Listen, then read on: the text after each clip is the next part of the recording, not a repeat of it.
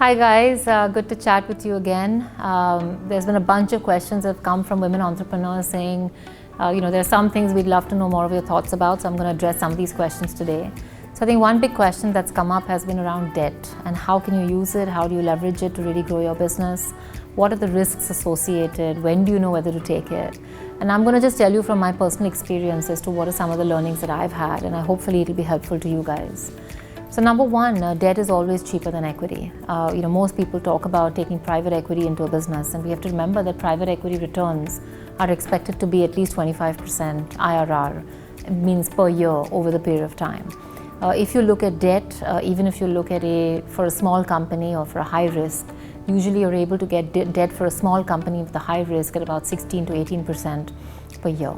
Of course, the difference is that debt tends to be more fixed in nature while equity is linked to the performance of the business. So it really depends on the stage you're in, your personal assets, the stage of the business, and how much confidence you have in the business. Also, in our country, debt is not allowed for certain things, and therefore you may be forced to, like I was, to go for my first round of private equity because the RBI didn't allow us to raise private equity for doing acquisitions. It still doesn't. And that's the reason, to raise debt for doing acquisitions, which is the reason why we had to go for private equity instead. Much later in my career, in about 2015, I decided to take promoter debt at my holding company to then buy out private equity as a closure of that loop, which of course then landed up costing me much more versus if I had taken debt in the first place. But like I said, it all depends on the stage of the business.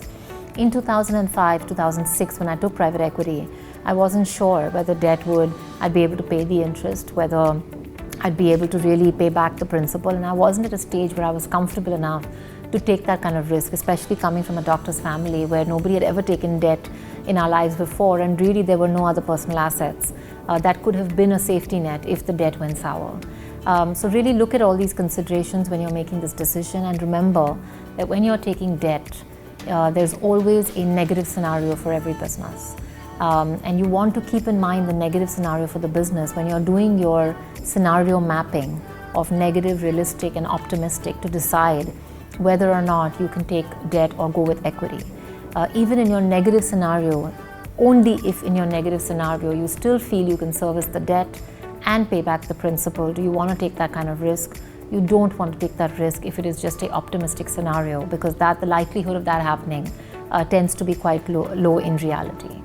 The second thing to keep in mind when you are taking debt is that you will have to trade up collateral as other things in replace of the debt. So you'll have to think about what you're willing to give up in your personal life in terms of your home, in terms of other assets, which you could potentially lose.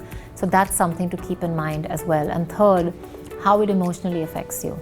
Because when you do take debt, there is a constant mindset of there being something on your shoulders and potentially a cloud over you that could make you risk averse in your business, and that might make you very nervous, might cause anxiety. I landed up taking debt. It landed up being very successful for me. It landed up giving me a good rate of return.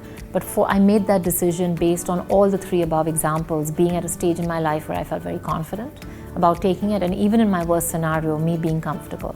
So keep these things in mind, guys, when you're taking this decision.